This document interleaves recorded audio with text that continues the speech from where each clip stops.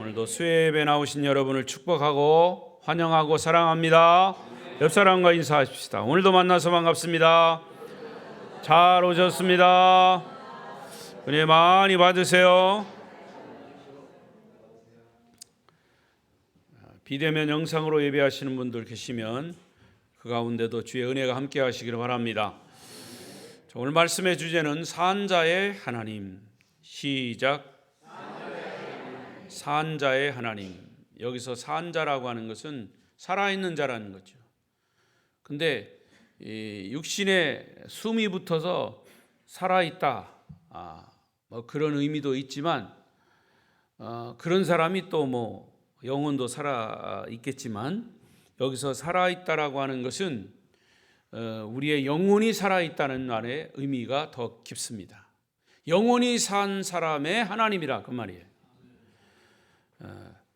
자, 그동안 이 마태복음 22장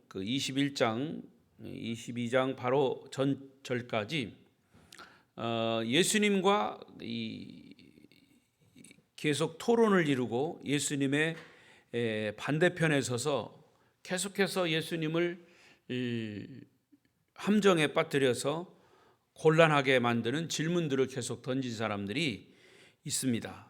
이 사람들이 그 당시의 종교 지도자들, 대제사장, 장로들, 바리새인들, 사두개인들이 예수님을 곤란에 빠뜨리는 질문을 계속했었습니다. 그러나 우리가 알다시피 예수님은 그런 질문을 받으셨음에도 그들이 함정을 파놓고 하는 질문에 예수님이 함정에 빠진 적이 없어요.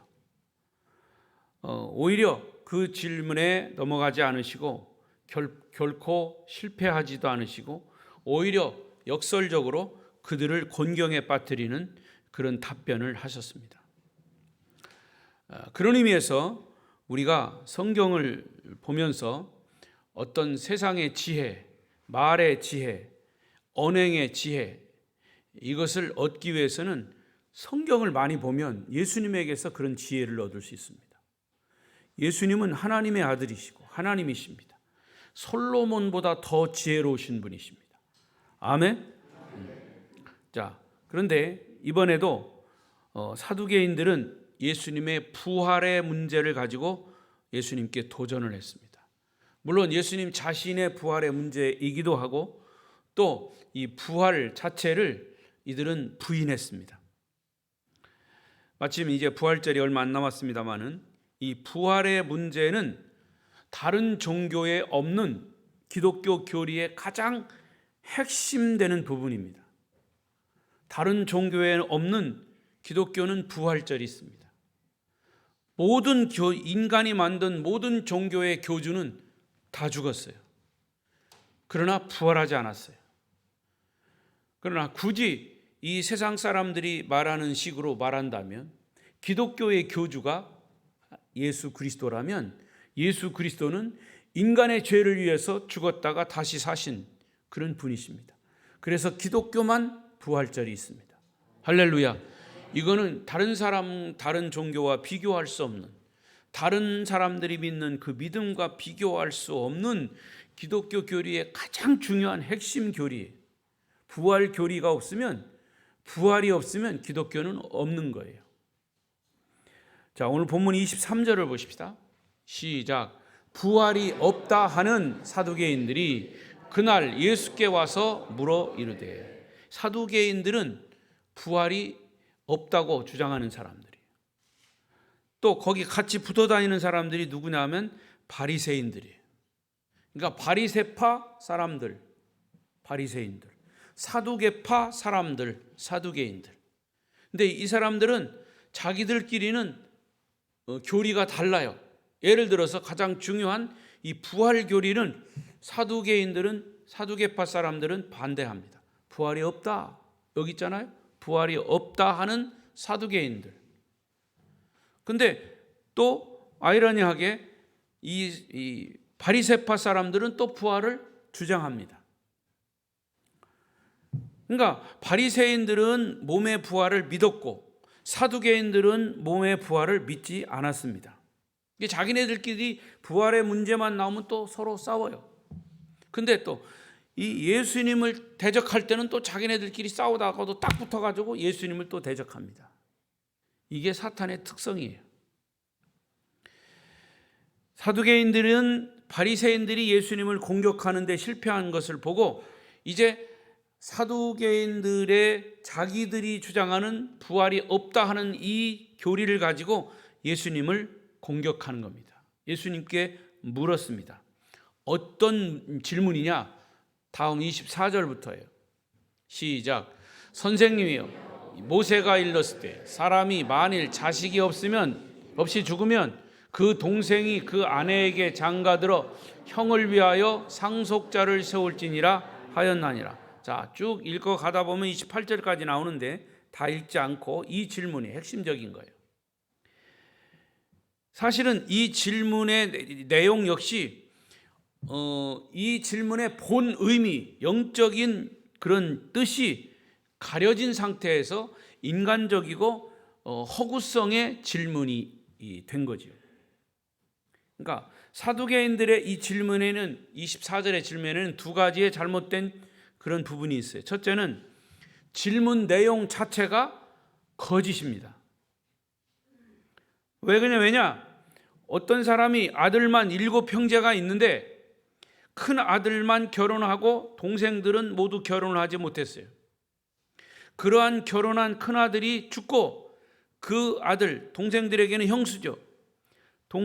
동생에게 그 형수를 주고 둘째가 또 죽으면 셋째에게 주고 차례대로 형수와 살다가 다 죽고 마지막 7째 아들까지 형수와 살다가 죽었다면, 그리고 나중에 형수도 죽었다면 부활한 후에 그 여자는 누구의 아내가 되겠느냐?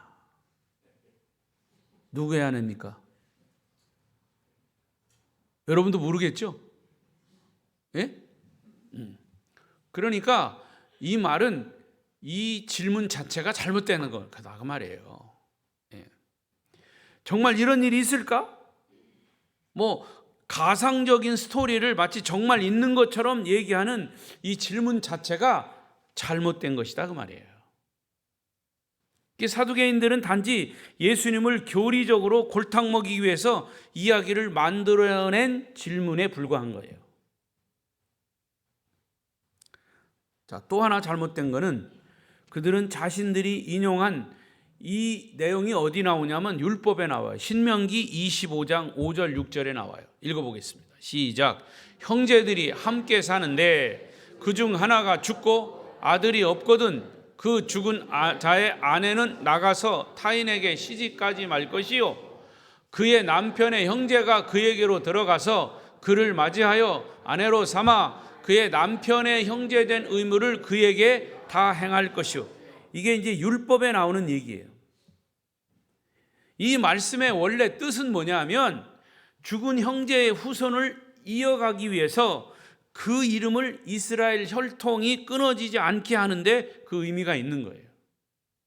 그런데 사두개인들이 이렇게 질문하는 것은 이 말씀의 본 뜻은 다 그냥 앞뒤 잘라버리고 부활이 없다는 자기들의 교리를 합리화시키기 위해서 가상의 이야기를 만들어서 모세 율법을 잘못 적용한 것이다. 요즘 이건 뭐 그거와 같은 것은 아니겠지만 여러분 앙케이트를 조사해 설문을 조사합니다.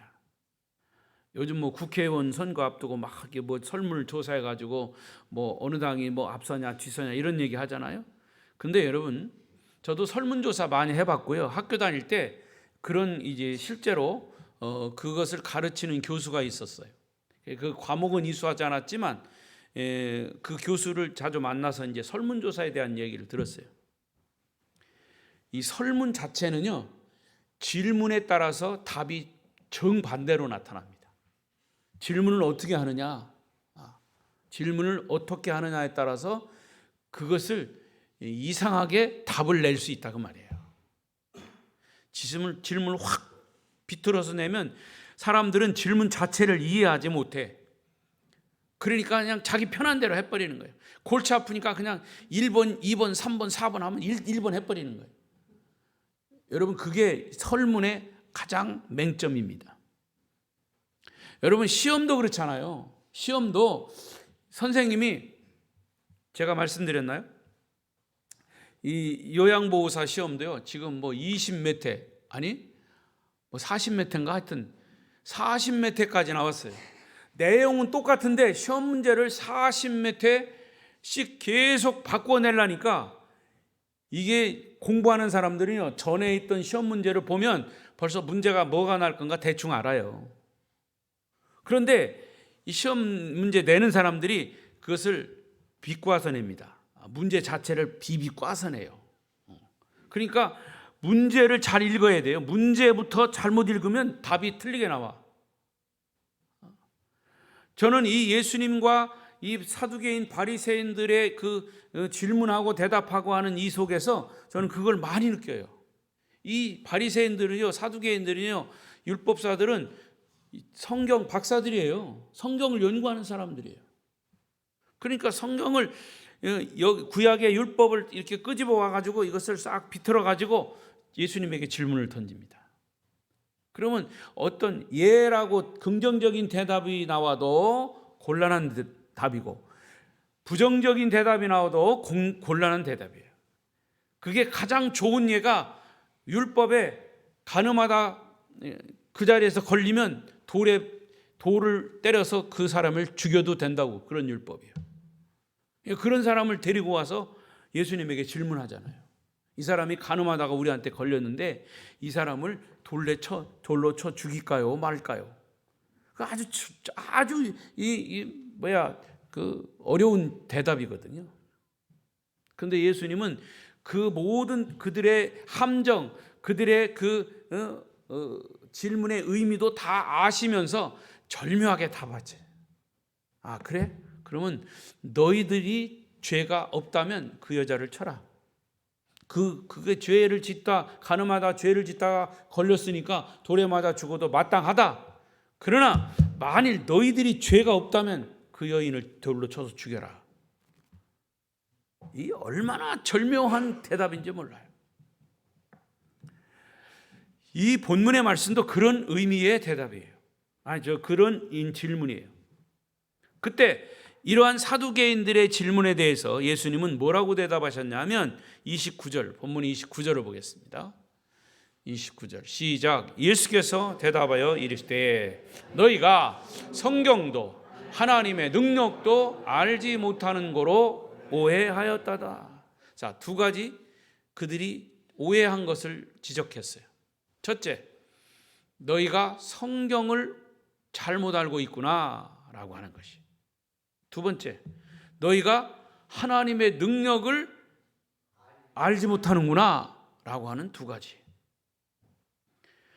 그러니까 여러분, 그들이 구약 성경을 인용했지만, 율법을 인용했지만 성경을 잘못 알고 있다는 사실을 예수님이 지적한 겁니다. 여러분, 성경을 100번 읽고 성경을 막 쓰고 좋아요. 그러나 신학교를 수석으로 졸업했다고 해도, 성경을 100번 읽고 성경을 수십 번 썼어도 그 성경의 본래 의미를 바로 알지 못하고 바로 깨닫지 못하면 아무런 소용이 없는 거죠. 제가 거듭 말씀드리지만 성경 쓰기 좋아합니다. 어떤 사람은 막 열심히 써요. 막 이 손이 물집이 잡히도록 써요.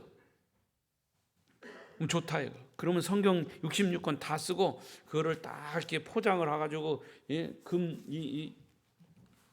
글씨를 써가지고 나 이렇게 성경을 썼습니다. 좋다 이거예요. 성경 썼으면 그만큼 노력을 했죠. 근데 성경을 써서 뭘 알았냐 이거죠. 성경을 쓰면서 뭘 깨달았냐 이거죠. 많은 사람들이, 저는 그걸 봤어요. 그렇지 않은 사람도 많아요. 그러나 많은 사람들이 성경을 써가지고 이걸 갑오로 남겨요.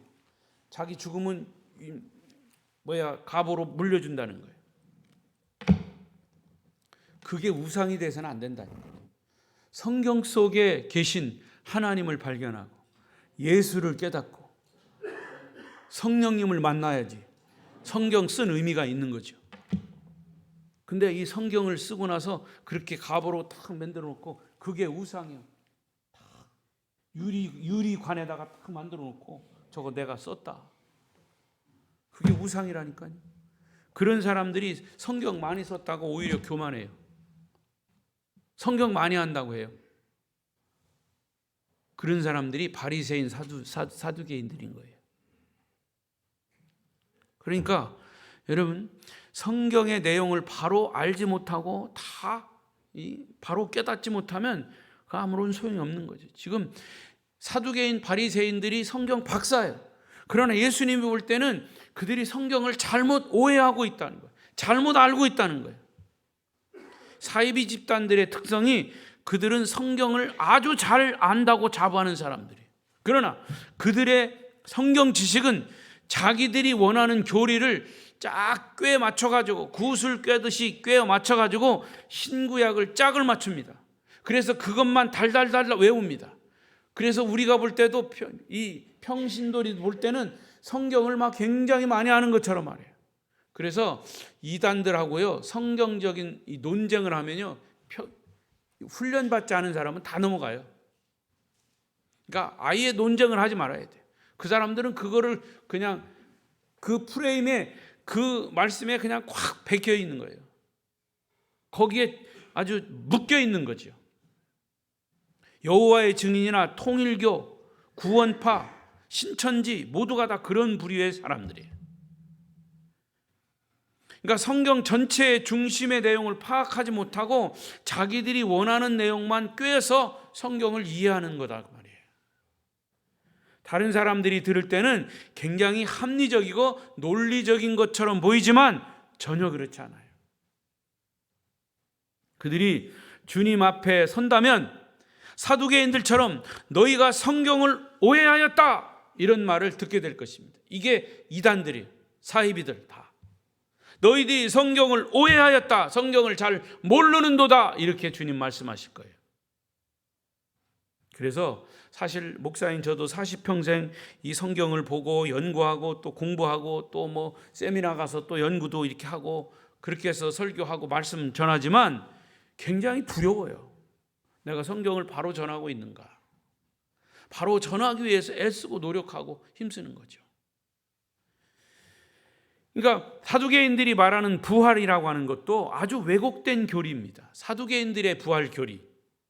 구약 성경에 보면 부활이라고 하는 단어를 직접 사용하지 않았어요. 그러나 곳곳에서 몸의 부활을 말하고 있어요. 자, 보십시다. 신명기 32장 39절.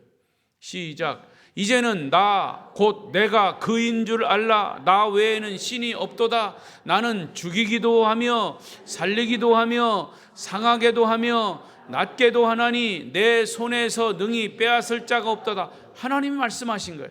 하나님은 죽이기도 하시고 살리기도 하신다는 말이죠. 하나님 죽이기도 하고 사람을 부활시키기도 하셔요. 예수님도 죽은 나사로를 부활시켰잖아요. 할렐루야. 이 부활에 대한 이야기가 분명히 있다고 말이에요. 그런데 이 사두개인들은 부활이 없다라고 주장하면서 예수님에게 부활에 대한 질문을 하면서 이렇게 빛과 가지고 골탕 먹일 질문을 하고 있다는 거죠. 이사야 26장 19절도 보세요. 시작. 주의 죽은 자들은 살아나고 그들의 시체들은 일어나리이다. 티끌에 누운 자들아 너희는 깨어 노래하라. 주의 이슬은 빛난 이슬이니 땅이 죽은 자들을 내놓으리로다. 하나님은 죽이기도 하시고 살리기도 하신다. 죽은 자들이 살아나리라. 이 구약에서조차도 부활에 대한 이야기를 하고 있다는 거예요. 지금 사두개인들, 바리새인들은 이 율법을, 구약 성경을 연구하는 사람들인데도 이런 사실들을 모르고 예수님에게 부활이 없다고 주장하면서 질문한 거예요. 얼마나 무식한 얘기예요. 또 구약에 나오는 에녹이라고 하는 사람은 죽음을 경험하지 않고 바로 승천했어요. 엘리야도 불수레를 타고 하늘로 승천했어요. 그거는 또 다른 부활을 의미하는 거예요. 그러나 이러한 놀라운 부활의 진리를 사두개인들은 인정하지 않았다는 것. 성경을 모르기 때문에 그랬다는 거죠. 여러분, 교리에 매여 있는 그들은 성경을 잘못 해석하고 있는 사람들입니다. 우리가 성경을 읽고 성경을 공부하고 성경을 묵상할 때 성경의 핵심인 메시아 예수 그리스도를 성경 속에서 발견하지 못한다면 성경을 잘못하는 겁니다. 저는 누누이 말씀드렸지만 구약 성경은 신약의 메시아를 향한 말씀이에요. 신약 성경은 메시아 자체에 대한 말씀이에요. 그러니까 이 성경 속에서 우리가 예수 그리스도 메시아를 발견하지 못하면 성경을 아무리 쓰고 성경을 많이 읽어도 그거는 허당이란 말이죠. 예수 그리스도는 우리 인류를 구원하기 위해 십자가에 못 박히셨고 3일 만에 부활하시고 승천하셨다가 다시 이 땅에 재림하신다는 진리를 이 성경 속에서 정확하게 핵심 진리로 알려주고 있어요. 이 진리를 성경에서 찾지 못한다면 아무런 의미가 없다는 거죠. 따라서 여러분은 성경 속에서 날마다 주님을 만나고 주님을 경험하시기를 축복합니다. 저는 여러분에게 다시 한번 꼭 여러분의 기도 속에 우리 성도들 한 사람 한 사람 기도 속에 이 기도를 빼놓지 말고 하시기 바랍니다. 아무쪼록 제가 이제 얼마 남지 않은 건 사실이니까 제 후임자가 오는 목사님은 성경을 올바로 해석해서 복음을 바로 전하는 목사님이 정말 선정되도록 기도하십시오. 여러분의 기도가 필요한 거예요. 아니 목사님 뭐 이상한 소리 안 해. 목사님은 다 뭐 그렇게 바로 할 테지요? 아니에요. 같은 신학교를 나오고 같은 이제 교단에서 목회를 하더라도요. 개교에 가서 들어보면 성경을 이상하게 해석하는 사람들 많아요. 똑같은 교수 밑에서 똑같은 신학대학을 나왔어도 성경을 이상하게 해석해서 설교하는 목사들이 많다는 거죠. 그래서 정규 신학대학을 나오고 대학원을 졸업하고 목사 안수를 받고 성경을 바로 가르치는 목사님이 꼭 필요하다는 거죠. 그건 여러분을 위해서 필요하고 우리 교회의 건강함을 위해서 필요한 겁니다.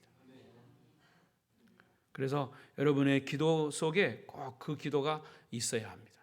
우리가 그런 마음을 가지고 이 마음을 합해서 기도하면 하나님 꼭 그런 필요한 목사님을 보내주실 겁니다. 두 번째로 예수님은 사두개인들이 모르는 것을 두 번째는 하나님의 참된 능력을 알지 못했다라고 하는 것을 지적했어요. 죽은 자를 살리시고 없는 것을 있게 하시고 안 되는 것을 되게 하신 전능하신 하나님의 능력을 믿지 않았다는 거죠. 여러분 가장 심각한 불신앙은 뭐냐면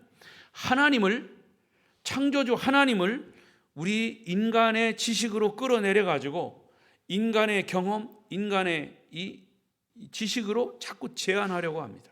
하나님을 내 생각의 틀에 가두어 놓습니다. 하나님이 내 생각 속에 갇힐 뿐도 아니지만 여러분 하나님은 내 생각을 초월하시는 우리를 창조하신 나를 창조하시는 분이에요. 그렇게 믿으십니까? 그러니까 인간의 지식과 경험만으로 아는 하나님은 성경에 나타난 하나님이 아니라 인간이 만든 신에 불과한 거예요. 성경에서 말하는 가장 큰 죄는 뭐냐? 창조주 하나님을 믿지 않는데요. 믿어도 일부만 믿고 내가 믿고 싶지 않은 건 안 믿고 그게 죄라 그 말이에요. 그래서 귀신 들린 아이의 부모가 예수님을 찾아와서 할 수 있거든 내 아들을 고쳐주세요 이렇게 간청을 했어요. 그때 예수님은 귀신아 떠나가라 이렇게 말씀하시지 않았어요. 할 수 있거든이 무슨 말이냐? 믿는 자에게는 능치 못함이 없느니라. 할렐루야. 그런 이야기를 듣고 그 귀신 들린 어머니의 마음을 부모가 생각을 바꾸어서 대답합니다. 그렇습니까? 그러면 내가 주님을 믿습니다. 나의 믿음 없는 것을 도와주십시오. 이렇게 얘기했습니다. 여러분에게 믿음이 없습니까? 그러면 믿음을 달라고 기도하셔야 돼요. 사실 또 얘기하지만 믿음은 내가 의지적으로 막 믿으려고 하는 것도 있지만 사실은 주님께서 성령께서 나를 도우셔서 나를 깨닫게 하셔서 믿어져야 합니다. 그게 믿음이에요. 어느 순간 믿음이 확 왔어요. 그게 믿어지는 거예요. 어느 순간 죽음에 대해서, 부활을 믿으니까 죽음에 대해서 초월하게 돼요. 그게 믿어지는 거예요. 근데 어떤 사람은요, 목사님 내가 아무리 믿으려고 해도 안 믿어져요. 그런 사람은 믿음을 다른 기도하지 말고 내게 믿음이 있도록 기도하십시오. 아멘? 그러니까 어린아이처럼, 안 믿어지면 어린아이처럼 구하는 거예요. 믿음이 생기도록 기도하는 거예요. 믿음 없는 것을 고집하거나 자랑하지 마십시오. 주님께 나아가 기도해야 합니다. 믿음 없는 나를 불쌍히 여기시고 하나님이 원하시는 믿음을 갖게 해 주십시오. 그래서 히브리서 11장에 새벽 예배 계속했죠. 믿음이 없이는 하나님을 기쁘시게 못하나니 나에게 상 주시는 이심을 믿어야 할지니라. 그렇게 고백할 때 어느 날 정말 성령이 내 마음속에 확 불같이 와가지고, 아니 불같이 안 와도 돼. 꼭 성령이 불같이 와야 되는데 성령은 소나기 같이도 오고요, 성령은 때로는 비둘기 같이도 와요. 이번에 우리 전도사님을 통해서 어떤 분이 지나가다가 막 그냥 쓱쓱쓱쓱 머리만 툭툭 치고 갔는데 뭐가 막 그 소름이 꽉 끼치더라는 거예요. 그거는 뭐 같이 왔다고 그럴까? 전기 누전되듯이 왔다고 그럴까? 여러분, 하나님께는요 불가능이 없습니다.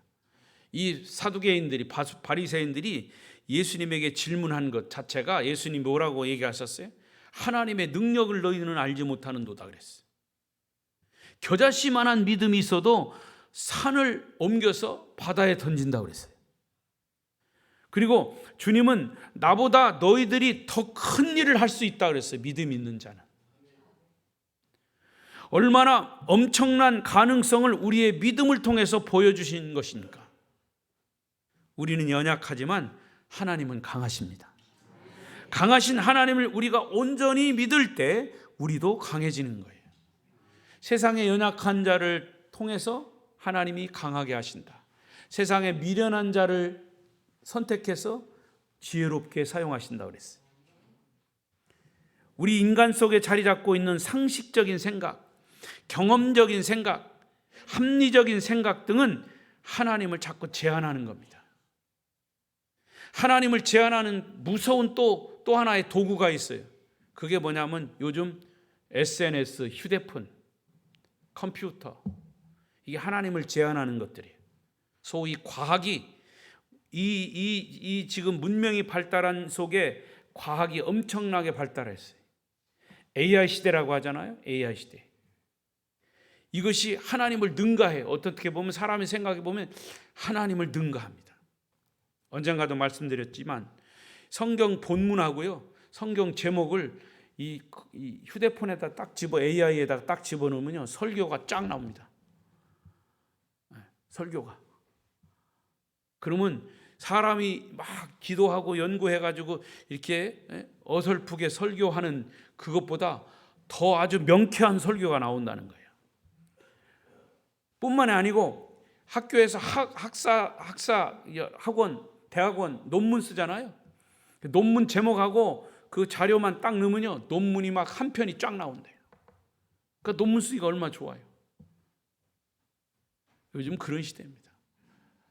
앞으로는 이제 사람의 그 직업이 이 컴퓨터나 혹은 로봇 때문에 많이 없어진다고 하잖아요.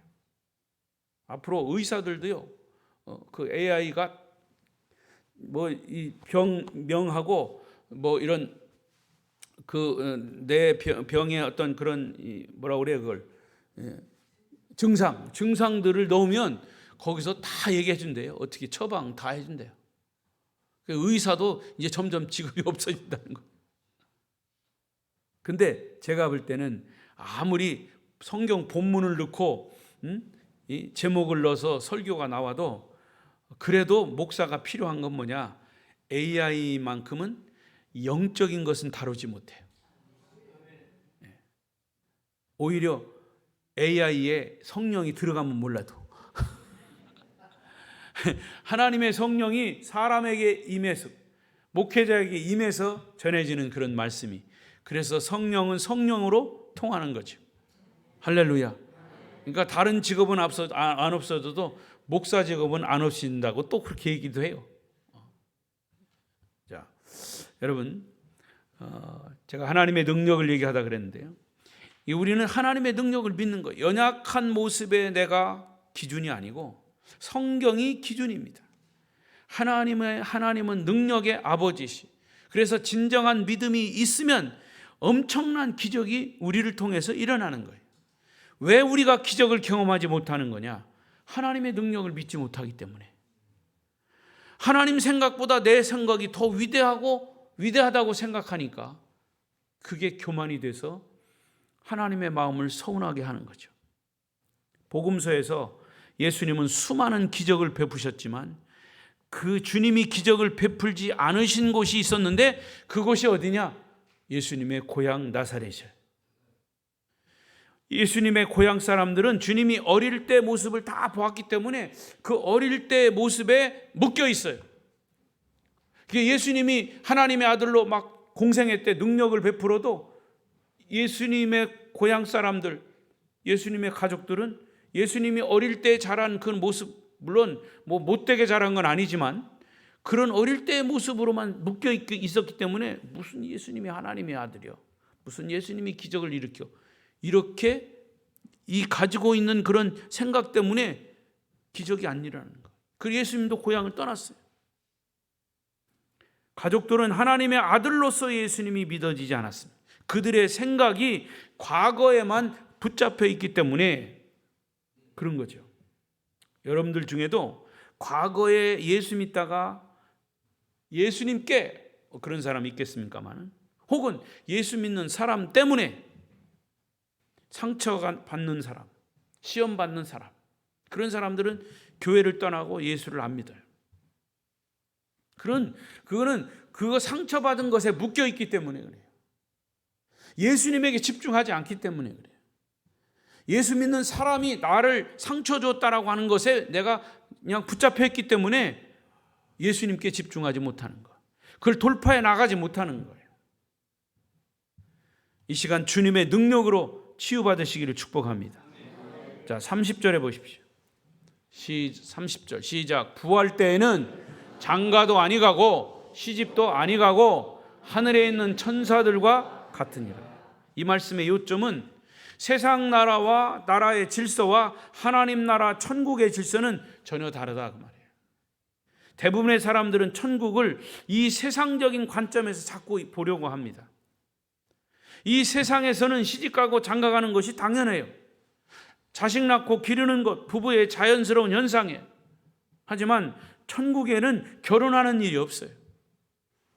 그래, 여기 뭐라고 그랬습니까? 하늘에 있는 천사들과 같다 그랬어요. 부활 때에는 이제는 시집가고 장가가고 그러는 일 없고 우리는 천사들과 같다. 여러분, 천사가 남자일까요, 여자일까요? 마음대로 생각하세요. 그 남성, 여성 이것이 구분되지 않는 거죠. 그러니까 여러분, 우리가 어쩔 수 없어요. 우리가 인간적인 생각과 지식과 많은 경험을 가지고 많은 지식을 가졌어도 이 영적인 세계를 자꾸 끄집어내서 우리의 생각의 기준에 자꾸 맞추려고 그래요. 그거 아니라는 거죠. 성경은 그것을 아주 100% 다 얘기하지는 않았지만 그런 얘기들을 하고 있어요. 우리가 생각하지 못하는 초월적인 것들을 영적인 세계에 말씀하고 있죠. 그래서 천국에서의 인간관계도 예수 안에서 모두가 한 가족일 뿐, 더 이상도 더 이하도 아니에요. 그래서 천국에 가면 사람은 알아볼 수 있겠죠. 그죠? 그러나 거기에 가서 아버지, 어머니, 형제, 또 결혼하고 이런 건 없다는 거죠. 모두가 다 그냥 예수 안에서 한 가족일 뿐이죠. 할렐루야. 그래서 천국은 시기하고 질투하고 미움하고 다툼 이런 것이 없는 곳이라. 미움, 다툼, 시기, 질투 버리고 우리 서로 뭐 한다고? 사랑만 하는 거지. 예수 안에서 사랑만 하는 것이 천국이에요. 천국은 예수님의 완전한 사랑만 존재하는 것이. 우리는 이런 영적인 진리를 이 말씀을 통해서 바로 알아야 한다 그 말이죠. 그래서 사두개인들은 이런 부활의 진리를 잘 몰랐기 때문에 가상적이고 예수님 편에서 보면 아주 유치한 그런 질문을 한 거예요. 그래서 이 부활에 대한 얘기는 고린도전서 15장 42절 사도 바울이 이렇게 얘기했어요. 시작. 죽은 자의 부활도 그와 같으니 썩을 것으로 심고 썩지 아니할 것으로 다시 살며 욕된 것으로 심고 영광스러운 것으로 다시 살며 약한 것으로 심고 강한 것으로 다시 살아나며 육의 몸으로 심고 신령한 몸으로 다시 살아나나니 육의 몸이 있은즉 또 영의 몸도 있느니라. 세상에서는 육의 몸을 가지고 살지만 천국에서는 신령한 영의 몸을 가지고 살게 되기 때문에 우리가 이 세상에서 육의 몸으로 살고 있는 이 모든 생각, 이런 가치관, 이런 것들하고는 전혀 다르다 그 말이에요. 그 정도만 알아도 우리가 천국을 이해할 수 있어요. 성천국은 더 이상 이 세상에서처럼 결혼을 하거나 자녀를 낳는 것이 필요치 않는 것, 오직 구원받은 성도들이 한 가족이 되는 그런 나라, 하나님이 통치하시는, 오직 그곳에는 평화와 사랑만 존재하는 나라. 할렐루야. 자, 오늘 말씀의 결론입니다. 31절 2절 시작. 죽은 자의 부활을 논할진대 하나님이 너희에게 말씀하신 바 나는 아브라함의 하나님이요 야곱의 하나님이로라 하신 것을 읽어보시오.